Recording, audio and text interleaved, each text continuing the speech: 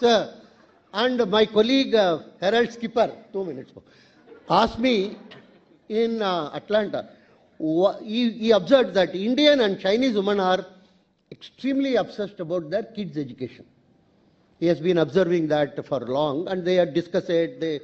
He asked me why our Indian women are so much worried about their kids' education. I told the Skipper, you don't understand India. You neither know about our culture, entire thing.